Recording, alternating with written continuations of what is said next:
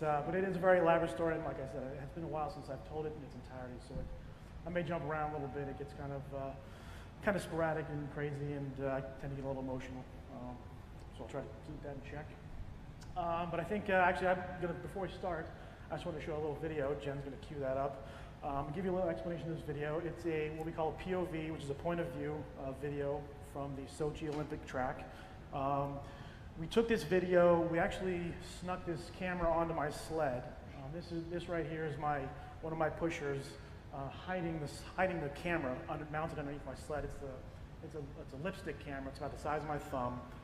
It's black and covered with tape. You couldn't really tell it was there, but we just want to make sure, because if anybody found out that we had this camera on there, A, we would have been disqualified, and B, we would have probably been escorted out of the country. So we were very hesitant to do it, but at the same time, they were not being very fair with the way they were allowing us to see the track, and we needed to get we needed an advantage. They were allowed to. Each Russian bobsledder was allowed, 400 to 500 runs down the track. We were only given 40, so we needed to try to level the playing field a little bit. So this is just kind of a fun video for you guys to see that this is kind of what it looks like from my point of view, my perspective, and imagine doing this without being able to see. So hopefully you get.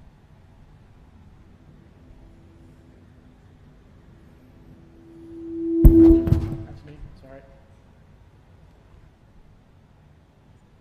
Steven Holcomb on the start gets ready to start for Wachler. Внимание, трасса свободна. Attention, focus, clear.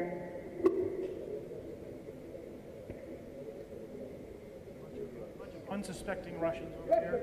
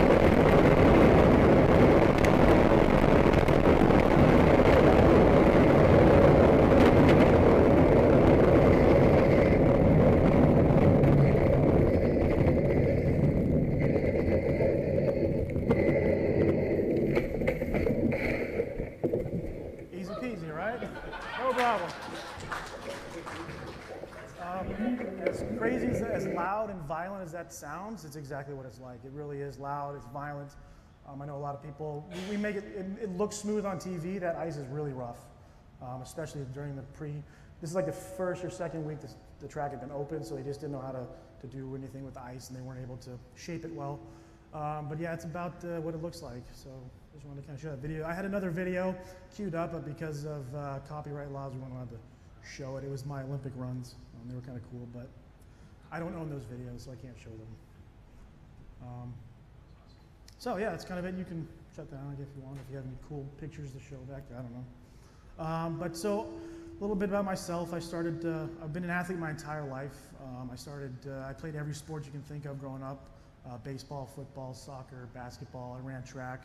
But my biggest sport was ski racing, alpine ski racing. I did downhill, Super G, giant slalom. Super G was kind of my specialty. Downhill was fun. I just didn't have the right equipment for that, but it was still a great sport. And I loved it. I did it for about 10 to 12 years. It was amazing, and I don't regret a single moment of it. Why? I was pretty decent at it too. I wasn't the greatest alpine ski racer, but I wasn't that bad either. But at the same time, if you don't make it, it's a lot like these other sports where if you don't make it as a young age, you're probably not going to make it as you get older. So you have to be pretty established young. So I kind of looked for another option, and coincidentally, the U.S. bobsled team was in town training for the 2002 Olympics, for the 1998 Olympics. This is back in 1996, 97 when I started to discover this. And they had an open tryout, decided they would I decided I would check it out. I don't know what bobsled's about. This is in my hometown. I'm from Park City, Utah. I should have probably told you that to start with. So there's the Olympic bobsled track for the Salt Lake City Olympics was in my hometown. I actually literally went to a high school called the Park City Winter Sports School, and it was based 100 meters from the bobsled track. So it was turns out it was maybe fate, I don't know. But it was pretty cool. So they ended up, we saw them training all the time. They ended up having an open tryout. I thought I would go check it out. Did pretty well. In terms of ski racing, they have the U.S. national team. The U.S. ski team has the A team, the B team, the C team, and the D team, which is the development team. I actually made it to the D team level. So when I went into the tryouts for the U.S. bobsled team, one of the coaches that was there doing it kind of got me. He said, hey, the numbers that you just put up in this combine, they're really good. You just made the U.S. B team. I was like, sweet. Going from D team skiing to B team bobsled my first day. All right, I'm in. Sold. I'm ready to go. Turns out there's no such thing as the B team. I don't know where he came up with this. I don't know. He knew that I was a ski racer and it would lure me in. I don't know. So I get to Lake Placid, New York for my first camp, and I'm like, they're like, I'm on the B team. And they're like, I don't know what that is. He's like, oh, well, I qualified for the B team. He's like, I really don't know what that is. I was like, okay, well, shoot.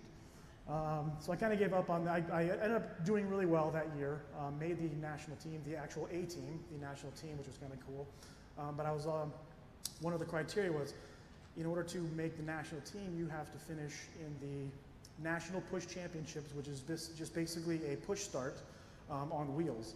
And basically, the athlete pushes the sled for time, and they rank you by time. And at that time, the team is based on first, second, third place was USA 1, fourth, fifth, and sixth was USA 2, seventh, eighth, and ninth was USA 3. So they said, we're going to take the top 9 athletes. I finished 9th, so I was pretty excited about that. However, I was only 18, and I was considerably smaller than I am now. This is back on my ski racing days when we're more of an aerobic sport. And they said, well, you're a little small and you're a little young, so we're going to go with number 10 guy ahead of you. So that kind of was disappointing. They ended up saying, well, we did tell you top 9, and you finished 9th, so you can stay for the second camp. And I did that, and it was great. And I ended up teaming up with another driver, Travis Bell, who's USA 5, and it was a good little system. One of the guys ended up getting hurt during our national team selection races in October on the ice, and they pretty much said, all right, here's your chance. So within a week of the national team trials, I ended up going to Calgary, Canada, and competing in my first World Cup race, which is the top level of our circuit. And for USA 1, we didn't do very well. I was too small, as they said. The number 1 U.S. sled going into the race was expected to medal. We ended up 17th, I believe. Not because I was small, and like they said, I was not cut out for, but I was just the alternate. So that's kind of where my bobsledding career got started. It's back in 1998, after the Nagano Olympics. So moving forward, there used to be a rule saying that you had to be a bobsledder for 1 year, a pusher, I'm sorry, for 1 year before you can drive. And it's kind of a good rule because there's a lot in the sport that you really need to know, need to learn before you can just go jump in the front of a sled and hurl yourself down. I mean, there's a lot more to it than hopefully as easy as that made that look. It really is kind of challenging. So I knew my chances of going to the Olympic Games in Salt Lake City, in my hometown in 2002, they're going to take 2 drivers or 7 push athletes. Chances are I'd be a better push athlete, so I stuck with pushing for those next 4 years. Things were okay. I actually made it to the USA 2 team. Brian Scheimer, who's now my coach, he was my driver at the time, and I competed and trained with him for the 2 years leading up to the Salt Lake City Olympics. And unfortunately, because again of my age and my size, 2 weeks or a little over a week before the Olympic trials, he cut me for another athlete that was a 1998 Olympian. So that was a little frustrating, a little heartbreaking. But that was kind of the moment when I realized that I wanted to be a driver from the get-go. I wanted to do this from the start. So I'm going to commit to driving full-time now. I'm not going to let them dictate my fate. So I jumped in the driver's seat and I started driving from then on. And it was about that time is when I was first diagnosed with keratoconus. when I first learned of it, it was not, I mean, most people, I had no idea what that was. I was like, okay. The guy's like, yeah, I think you have keratoconus. I'm like, okay, what does that mean? He's like, well, don't worry. And the doctor I saw, he's like, don't worry about it. It's a progressive disease. It's going to progress. It can take 30 to 40 years for you to really see any difference. So you're fine. Your bobsledding career will be good to go. I was like, okay, that's cool. Sure enough, no big deal. My vision was 20/30 roughly at that time. Not a huge deal. I was driving fine. I could see fine. No big deal. And each year, though, my vision was getting a little bit worse and a little bit worse. And kind of going into 2002, 2003, 2004, I was getting a little bit worse and a little bit worse, which comes to find out this is kind of a blessing in disguise, because as I was learning how to drive, I was still learning, I could still see, and as my vision slowly deteriorated, I was more reliant on driving by feel and not so much by visual cues. And turns out the best drivers in the world, I'll drive by feel and not by visual cues. So I was kind of, because of my deteriorating vision, forced into driving by feel. And so I didn't really see it at the time as a benefit. I thought this is terrible. My vision starting to get worse and worse and worse, 2050, 2070, 2080. I skipped 2060 for some reason. Just went right to 2080.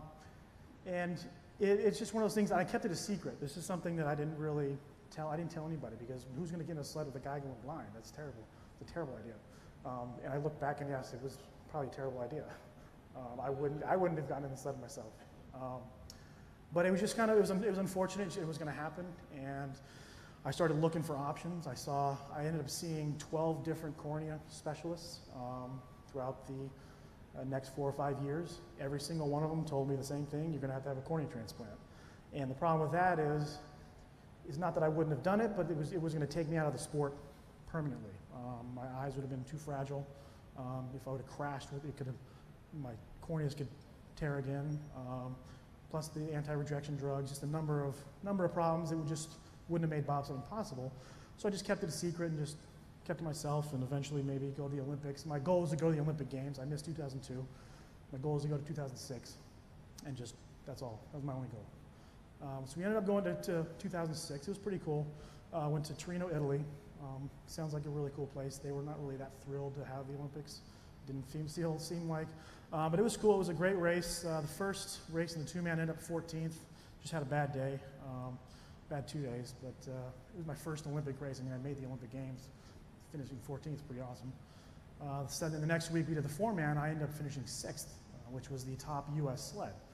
All of a sudden, because of that finish in 2006 at the Olympic Games, #1 sled, I became the top-ranked driver in the U.S., and that was pretty cool. So the next season, I came out. At this point, we have an international circuit that we compete on every year. It's called the World Cup Circuit, and it consists of 8 races, concluding with a World Championship race at the end. And I had never actually won a single one of these World Cup races. I never won a medal. I never got finished first, second, or third. I think I may have had a 4th at some point. I don't know. But I'm going in as the #1 ranked driver, never having won a medal. And so pretty much they said, well, at this point, if you either going into the first race, they said, well, if you don't, do well, then we're not going to support you, and you're going to have to put our money elsewhere. I ended up finishing 2nd. Crazy. And then the next race, the week later, we finished 2nd again. And then a week later, we finished 2nd again. And Christmas break happened. We didn't have the funding to go overseas because it's just an off Olympic year. All the funding's going to Summer Olympics. But we're actually sitting #2 ranked in the world, which is pretty impressive. The U.S. bobsledder hasn't been ranked that high in the middle of the season ever. So we're pretty excited about that. We apply for some emergency funding, go to Cortina, Italy, which is pretty much one of the most beautiful places I've ever been in my life. If you ever get a chance to go, highly recommend it. And we go to this race, and we end up winning the 2-man and the 4-man back-to-back. It was pretty incredible. And that momentum pretty much set us on pace to win the overall World Cup, in which we did. We ended up winning the first 2-man World Cup title ever for the United States, 2007. We finished 2nd in 4-man, and then we won the combined overall title. So it was pretty incredible season. to kind of the point where everybody was like, okay, we didn't really think you were going to do anything. We didn't think you were going to medal. Now you just won the whole thing. Like, that's pretty cool. Like, maybe we'll throw some money at you. All of a sudden, sponsors are starting to get pretty friendly and nice, and you know, the whole federation's coming out, and you're like, you know, here's the next greatest thing to happen to bobsled. Well, unfortunately, because of my keratoconus, my vision's getting worse and worse and worse. I started slipping into a deep depression because I had to withdraw from everything. A lot of what having keratoconus is you can't socialize, you can't be a part of things because you can't see anything. I lived in this 6-foot bubble. It was terrible. You know, people would be like, "Hey, we're going to watch the game." I'm like, I'm good. Like, I don't watch sports because I couldn't go to the bar and enjoy the game on TV because I couldn't see it. It's just not fun. You gotta go out and do things and socialize with people, and you can't because you just can't see them. And it's frustrating. And so I just kind of withdrew, and I played it off as if I was just like this. Oh, I'm like, no, I'm just really focused and really training hard, and you know, I don't do that stuff. You know, we're focused, and that was totally a lie. But the problem was, like, that depression started to take over a little bit, and finally just kind of overwhelmed me. And one day, my coach.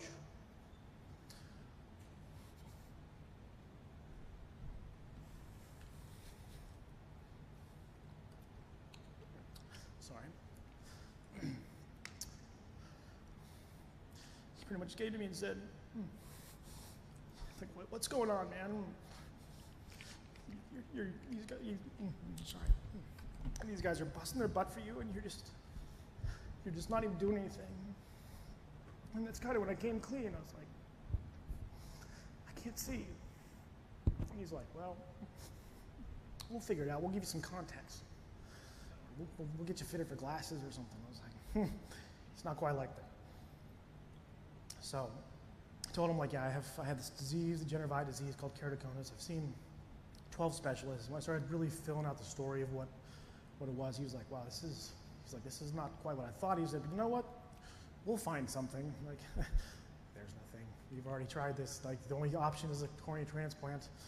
So we looked and looked and looked, and actually we stumbled across Dr. Brian back there, and he was like, hey, I can fix your eyes. I was like, yeah, I bet you can, sure. You know, all 12 other people said they couldn't, but you can? Okay. But I had nothing to lose. I was like, all right, I'm gonna go out to Beverly Hills. I'm gonna see how this procedure works. If it works, I'm back in the game. If not, like, nothing to lose. So we ended up came out here in 2007, I think, summer of 2007. Jen, do you remember? Come on. No, it was, yeah, I think it was late 2007, and it was when I had the first C3R procedure. And it was one of those moments, like, I mean, if you've had C3R yet, you wake up and you're like, oh, well, it's kind of the same. There's not a whole lot of difference. You know, I was a little disappointed. I was like, well, that's, you know, I was expecting to sit up and be, you know, 20/20 or like have X-ray vision. Didn't quite play out that way, but at the same time, he's like, well, there's a second part to it, but right now, your season's coming up. Let's do the second part after the season and see what we can do. So I said, all right, came back after the season ended, did the Visian ICL, and that was the moment when I sat up and realized that all of a sudden it was 20/20, and you have this, it's insane.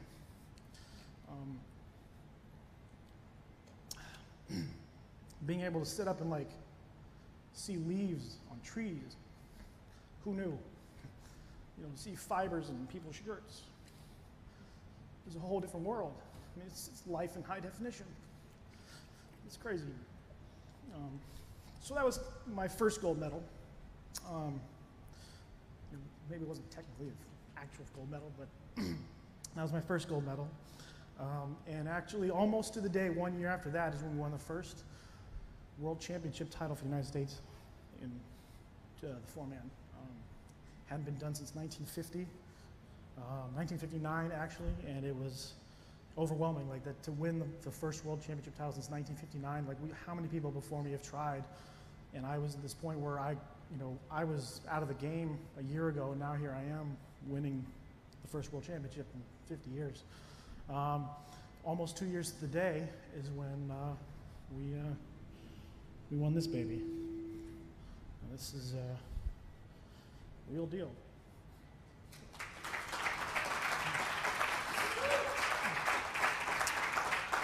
Thank you.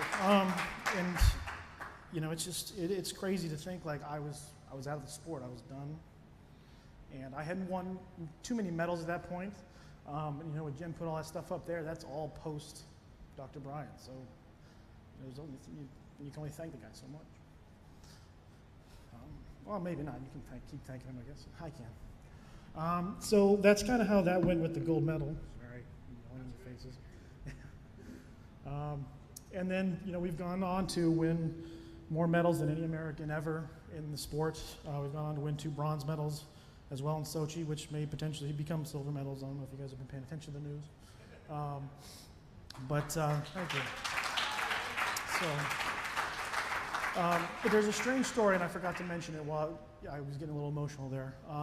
So I had the visiting ICL done in March of 2008, and the bobsled season isn't over at that point.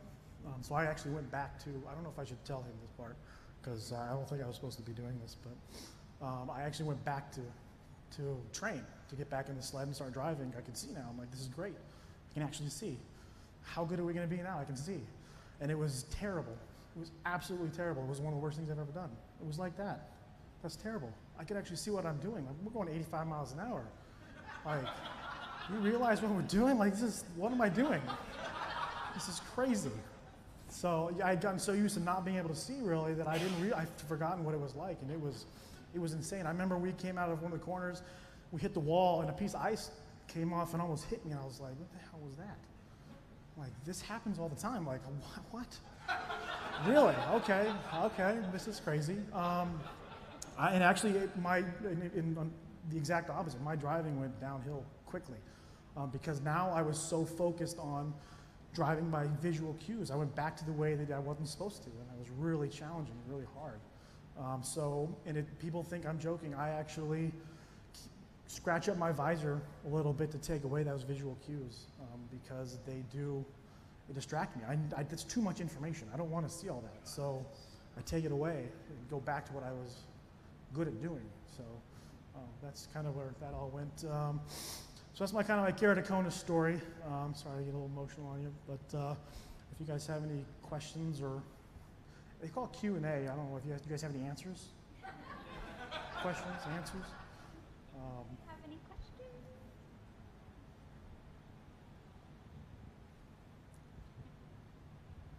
Do you wear any contacts now? I don't, no. I just had the Vizient ICL, and that's all I've had since then. And I just realized this, we were just talking about this last night. It's been 9 years, right? 9 years. Yeah, that's crazy. Remember? How old were you when you had that procedure? I was 27. I just turned 27. I was almost 28 when I had the second part, the Vizient ICL. I don't really have another question, but I got to tell you, to hear you tell your story and to be able to relate to so many things about your perspective and point of view, and I got all choked up and emotional right there with you, and I just want to thank you. Thank you very much. It means a lot. Nobody has any questions about bobsledding? You'd be the first people ever. Do you want to know how? And you can ask me about keratoconus, but I think he's the guy you want to talk to. That's usually my other half is people ask me about keratoconus. So I'm kind of like handicapped at the moment. Oh, I'm not the expert. Sorry. I guess it's a keratoconus bobsledding question. It just seems like you must have gotten a massive amount of air in your face as you were trying to do this. Before where you had the CR3 and the ICL. Were you wearing contacts at that point, trying to get better vision? Yes. So yes and no to both. The first part, do I get a lot of wind in my face? Yeah, but we do wear motorcycle helmets with visors. I wear what they call a breath guard or a breath deflector, and it keeps from fogging up, so it actually blocks everything from getting to my eyes. That helps considerably. Yeah. And then, what was the second part? Oh yeah, contacts. Contacts? I did. I wore contacts for a long time. I had, I never got into the the hard lenses. I did have one that was really helpful called Synergize. That was really helpful. It's like putting, you know, huge, like that big. They feel like they're that big. But they worked pretty well. I like those. Those were some of the best. And that was actually, as part of the story now that you remind me, that I didn't really that I haven't spoken about in a long time, is that's when things got really rough, is because I was getting contact lenses every 6 months, and then it went to every 3 months, and then every month, and then it was like, I get a new pair of contact lenses, and then 3 weeks later, I'm like, all right, these aren't working. You go back in, and finally, I hit a point, and they said, you don't make them any stronger. Like, that's all you got, sorry. Yeah. And that's kind of, so I was stuck, I was being corrected like 2040, 2050, and then I hit the end, and there's nothing we can give you that's stronger, and it just kind of deteriorated from there, and that's when things kind of hit, really hit the fan, and I was like, I can't continue. And the coach is like, well, we can get you some contacts. I was like, nah, I can't. Been there, done that.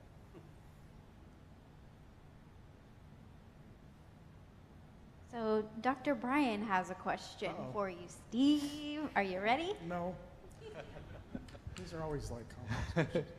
First of all, it was just amazing. I've never actually heard you give your story like this in such depth, and it was just unbelievable to have that insight.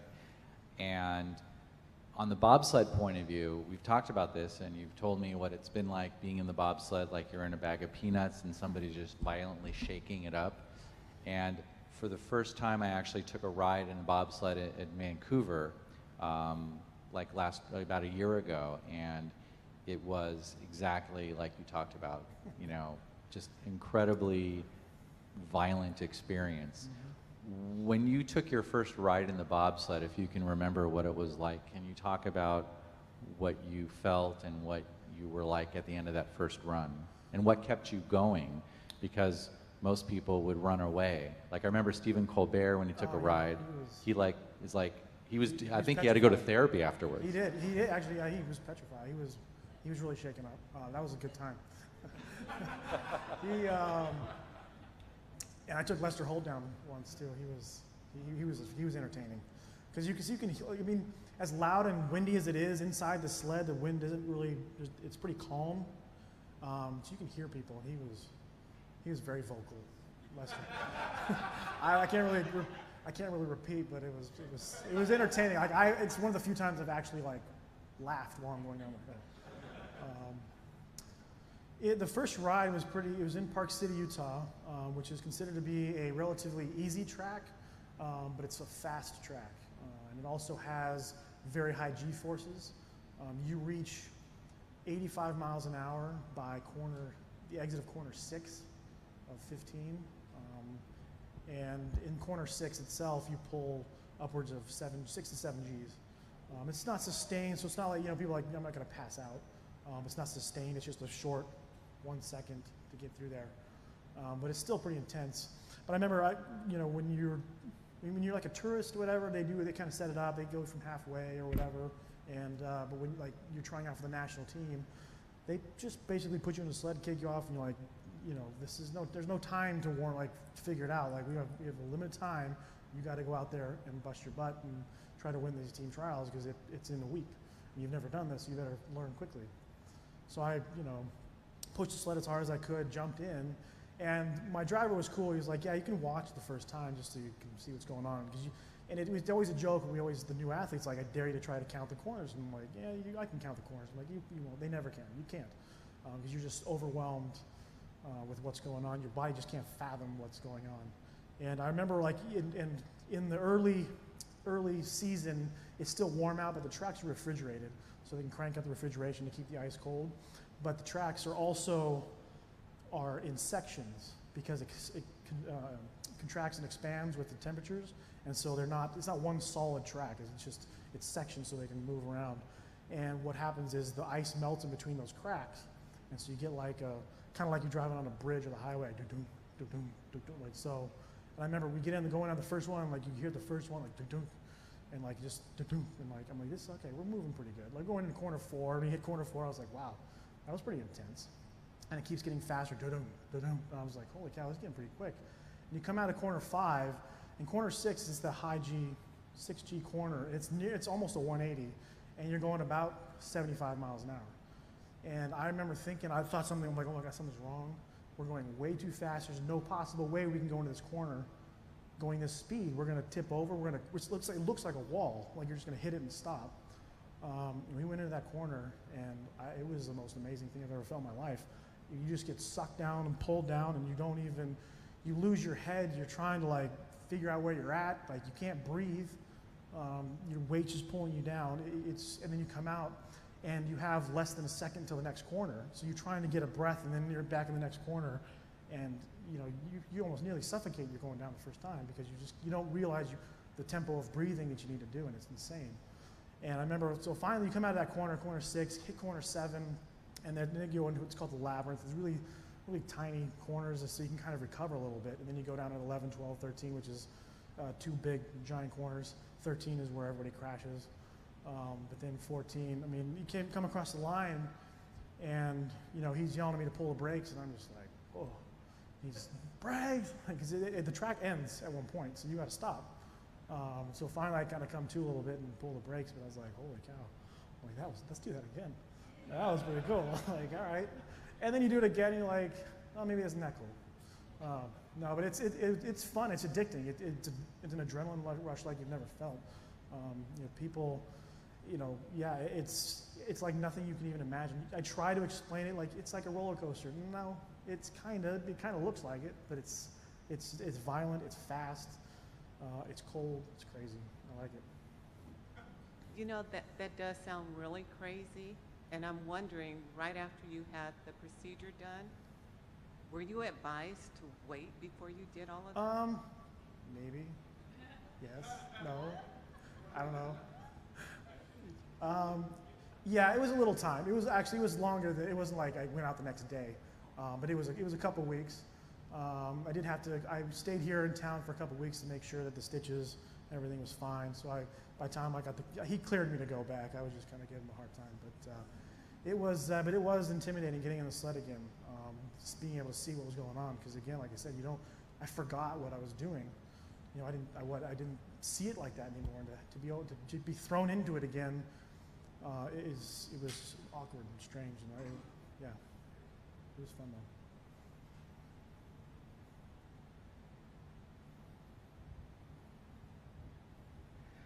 How long were you going through your depression in regards to staying secluded, and what do you think would have been helpful for you during that time to get motivated into contacting Dr. Brian early? And what do you find very helpful for you going forward? So I was diagnosed in 2001. They didn't really know what was going on, so I can't really tell when I was diagnosed. But it's just something that over time, just because I couldn't be social, I couldn't involve myself, I became secluded and just kind of naturally pulled away. And then you start to realize that, I'm going blind, like it's just terrible. And then you realize all the stuff that I'm going to miss out on, and you realize all the stuff that, I'm starting to become really successful. They're talking about me being the next greatest thing in bobsled, and they have no idea that I'm actually done within months. They don't, so it was just really hard to deal with. The pressure of like sponsors and people investing millions of dollars into me being successful, it was overwhelming. I don't know, unfortunately I was kind of forced to tell somebody about it, and that's kind of what kickstarted things. And I do a lot of work with mental health groups as well, because I went through a severe depression, and it's very strange. It's not something you can just, a lot of my friends could tell that I was, like close friends could tell I was depressed and whatnot, and they're always like, hey, just cheer up. I'm like, yeah, just cheer up like that. It's just like that easy, I wish it was that easy. It's a chemical imbalance. It feels good to feel bad, and it was just kind of a downward spiral. And I didn't say this part, it's in the book, but I actually did attempt suicide one time back in 2007. I don't give the details usually because I know the people that were at the event, and I don't want them to feel at all like they were involved. But I basically was at an event, and everybody was just, it was just overwhelming, and I finally just realized maybe, this isn't I can't face people. I can't face them. I need to, and I had a bunch of sleeping pills, and I downed it with a bunch of whiskey, and I was fortunate. I woke up the next day, and it was kind of it was an eye opener. You know, I was realized like I hit rock bottom, and it was very, very challenging. And I didn't tell a soul. I didn't say anything to anybody until my book. I started writing my book, and working with I worked with a ghostwriter.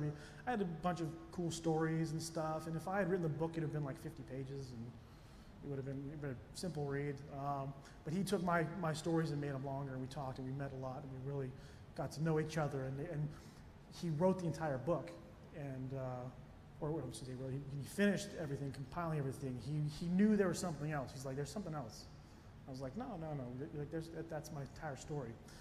And one of my teammates, an aerialist skier, aerial jumper, the guys who jump off those big jumps that are crazy. Bobsledding's totally sane. Those guys are not. He actually ended up committing suicide right as I'm finishing my book. And that was kind of the catalyst that was like, okay, I need to come clean. It needs to be more out in the open. So that's kind of why I opened up about that. But it's very challenging, and I wish that, you know, it's very difficult. Like, I wish there was some sort of magical thing you could say or do that would change it. But it's more, it's about talking to people, talk to somebody, and you know, you'd be surprised who can help you. You know, I had no idea who Dr. Brian was. And I needed my coach, but we ended up finding a way just through different people. And, you know, my coach knew of a doctor who knew of a doctor who knew of Dr. Brian. And had I not said anything, or he not said anything to me, who knows where I'd be. And so it's just a matter of, you know, it's tough, but just talk to people. And people can help you. You'd be surprised. And you'd be surprised how much they want to help. What was the reaction of your teammates when they found out about your eyes and keratoconus? They were not really that happy. Basically, one, because I've been lying to them for a long time, for about 6 or 7 years, 5 or 6 years. So they were not really thrilled. And then, but they knew that I had bad vision. I mean, I wore glasses and contact lens. Like, when I took my contacts out, I had, like, you know, Coke bottle glasses, and I did a very good job at hiding that, and I tried to keep it out of the way, and they couldn't tell, but they knew my vision was bad. I tried not to drive anywhere just because it was, you know, it was kind of dangerous. But they knew that I had bad vision, but at the same time, they just didn't know to the extent. And so when I told them, I still think they were kind of upset, like, oh, I didn't realize your vision was that bad. But you can't really tell somebody, like, you know, my vision's 21,000. And they're like, okay, like, is that bad? You're like, well, yeah, it's pretty bad. Like, I can't see my hand, but that's cool. And they don't, but you can't replicate that. You can't simulate that for somebody. You know, I tried to tell them, like, it's like opening your eyes underwater. Like, you can tell somebody's there, but I don't know who you are. And I had a bad reputation for a long time because people thought I was a total jerk, because somebody would walk in the room, they'd be like, hey, and I'd be like, you know, I'd just stand there. I'm like, okay, thanks, dude. I'm like, what? What did I do? Like, I waved at you. I was like, I had no idea you were even there. You know, people wave. So I had a bad reputation of being a jerk, and it was terrible. But yeah, I don't know. They were okay with it, I guess. Well, let me throw this at you. After, they were very okay with it. Very shortly after.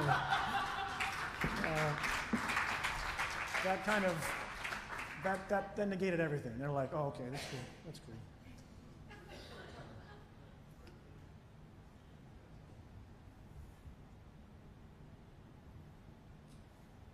After your book, and I guess coming out about your keratoconus, did you have any friends that supported or understood, or it clicked what was going on with you? And was there anyone who didn't understand and was discouraging? Both.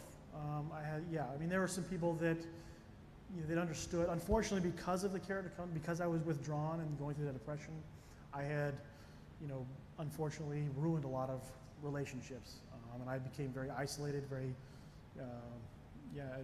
private, and just kind of, I unfortunately ruined a lot of relationships because of it. And when it kind of came out, yeah, like my friends, my true friends, they understood. And you could tell who your true friends are when they come back and like, oh, I see, I knew something was wrong. I'm like, yeah, but not to the extent. But it was, yeah, I mean, it was tough. People understood, some people don't. I don't want to name names, but there's still guys on the team that I think do resent me a little bit for the whole thing. It's unfortunate, but you know, it's just, you can't please everybody, I guess. I'm curious about following the surgery. Did your regimen change as far as, you know, doctor's visits? Were you still experiencing halos? I kind of mean, well, it's hard to say because I didn't really, once my vision started, the contacts kind of ran out. I didn't really, who am I going to go to? Like nobody, I'd see a specialist, they say, well, get a cornea transplant. I'm like, well, I'm bobsledding. And I said, well, you know, so there wasn't really a routine. But once I had my other stuff done with Dr. Bryan, there became a little, every year I'd go out and see him, make sure everything was good to go. As for halos, I don't really have any problems during the day. At nighttime, it kind of gets me a little bit. I have a little bit of halos, but nothing crazy. Not to the point where I'm nervous driving. But then again, I drove without being able to see for a long time. But it's yeah, it's been pretty much smooth sailing since. I mean, it's been absolutely incredible. So. And your vision hasn't fluctuated? Not really. I mean, it's just got a little. It's gone from originally 2020 to about 25, 2030, but nothing to the point where I'm concerned or worried about it. He seems to be fine with it. So. Thank you. I think one of the cool things. Sorry, it keeps going off. One of the cool things I think about the visiting ICL is you can swap it out, I believe, right? Yeah? Okay. I don't want to say something like, people are like, really? Oh, and then I get in trouble for making strange claims. Oh. You want a mic? We can just give you this one. I know, I have a lot of questions. What's next for you, and what do you see yourself doing in regards to maybe spreading some more information about keratoconus to athletes or personal wonderful goals? Well, I'm still bobsledding. The Olympics are in 21 months, so I'm still going for that. I'm actually flying to Tennessee tomorrow to start training. And yeah, we have a World Cup circuit every year. We start that in, well, it'll be November this year. But yeah, it just continue the cycle, keep going. The goal is to win double gold in Korea, which is the next Olympics. I'm not sure if you guys are aware of the old doping scandal going on right now. Hopefully getting upgraded to double silver there. But yeah, I'm going to continue doing that. My plan is probably to go through 2019. The World Championships are in Whistler, or back in Vancouver. So it'd be nice to go up there and potentially win the World Championship there again. But outside of that, I don't know yet. I'm kind of just focused on this at the moment, but maybe someday get into, you know, speaking more about it. It's you know, trying to spread awareness about so many different things. I mean, I went through a whole slew of things. Like I said, I speak with a lot of mental health centers and clinics and symposiums similar to this, just to try to get my story out there that, you know, there is hope. You know, don't give up. I did. Look what I would have missed out on. So.